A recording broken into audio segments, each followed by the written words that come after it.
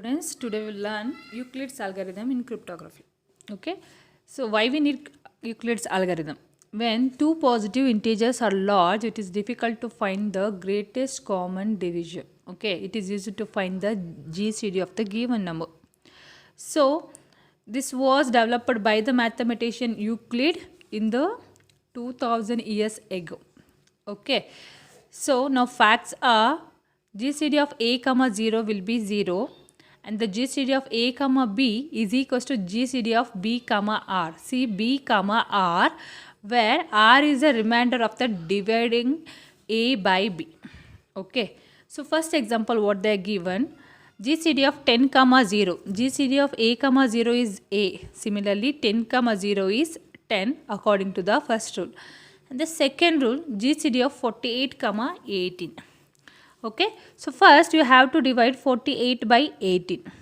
Okay, when you divide 48 by 18, so you will get the remainder as a 12. Okay, and quotient as a 2. So 36 divided by, so your remainder is 12, that is our r, and quotient is 2. Okay, again you have to consider this 2. What you are given, again we have to find the GCD of b comma r. So GCD of b now is, what is b value? Previously what is there in this position, that is 18 comma r is 12. Now again we have to divide the 18 by 12. So when you divide, you will get the remainder as a 6. Okay, again we have to find the GCD of 12 comma 6. Now the value remainder is 0. Okay, so our GCD will be, what is our GCD? Our GCD is R, means 6. Okay, so our GCD is 6. Okay, this is how you have to find the GCD of the given number. So if you are seeing with the algorithm structure, see, first we have to consider R1 is equals to A, R2 is equals to B, and the remainder will be R. Now, the Euclid's algorithm can be represented by the diagram, see like this. So first you have to divide A by B, then the remainder what we will get, that we have to merge again. Now the value of A will be R2 value, that is B, and R2 value will be R. Okay, now you can say this as B comma R. Okay, similarly now again the remainder we have to divide R1 with the R2, then the remainder will be R. Again we have to swap the values. Okay, till you will get the 0 as a remainder, then R1 value which is in the R1 position, that is our GCD of the two given numbers. Okay, now see, this is the important question they have asked previously in the previous question paper for 5 marks as well as an 8 marks. Okay, so to find the GCD of, so this is a previous important question. So how to do? Okay, so first R1 and R2. So R1 value is 2740 and 1760. Okay, now what is the remainder when you divide it? We have to divide it by once only, so we will get the remainder as 980. Okay, when you divide it, you will get it as 980. Now you have to swap the value. So 1760 is your R1, 980 is your R2. When you again if you divide, the quotient will be 1, remainder will be 780. Again you have to swap the value. Now 980 divided by 780, so remainder will be 200. Now again you have to swap the value.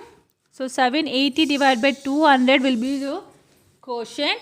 Again the remainder will be 180.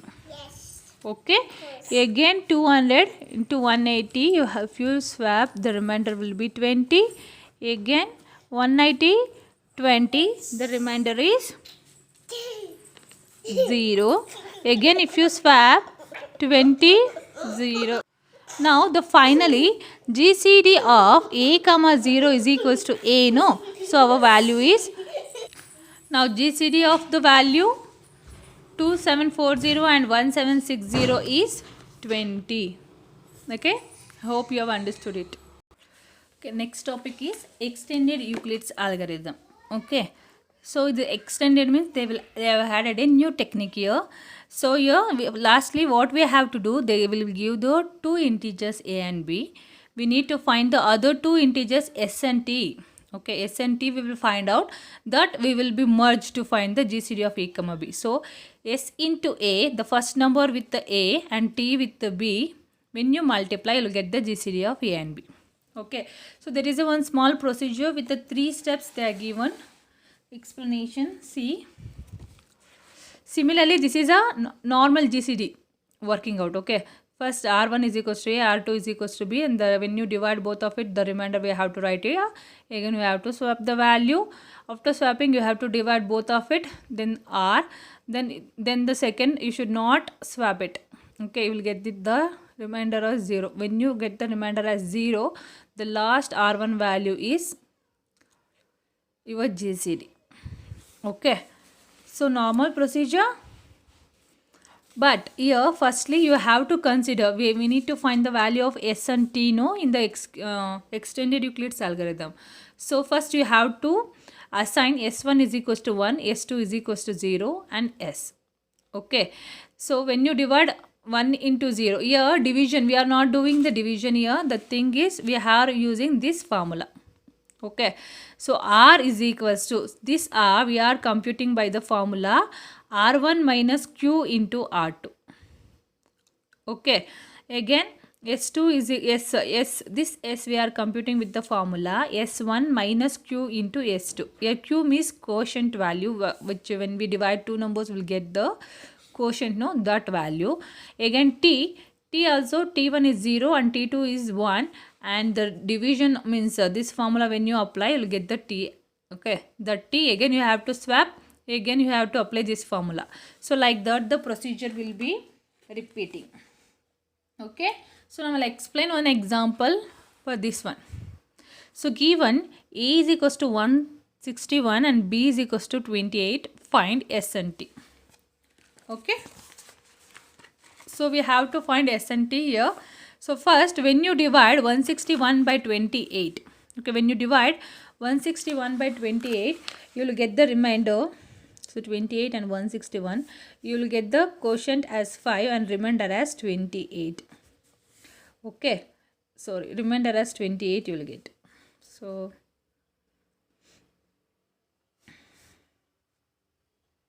okay,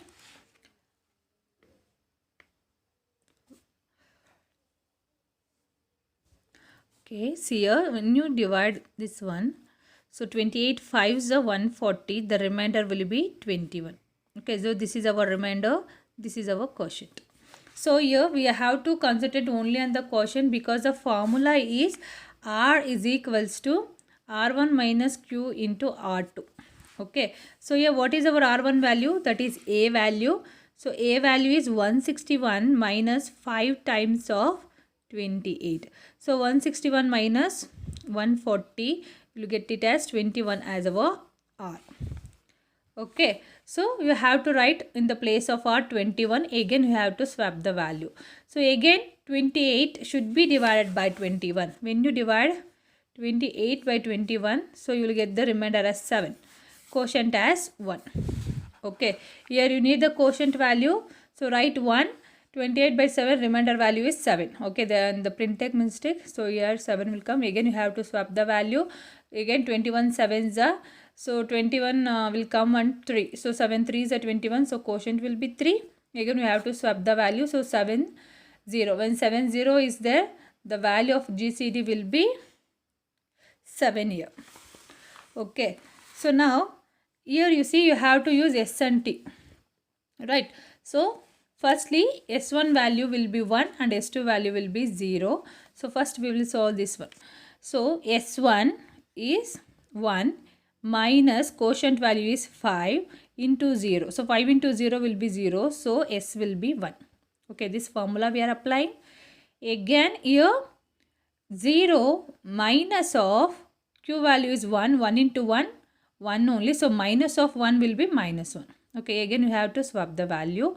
After swapping the value of S will be 1 and S2 is also 1, but Q value is 3. So 3 with this negative sign. Okay, so minus 3 into minus 1 will get as positive 3. Positive 3 plus 1 is 4.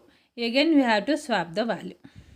Okay, So after swapping the value, the s which is in the first position, this is your s. So s will be -1. 3 steps only you have to solve. Okay.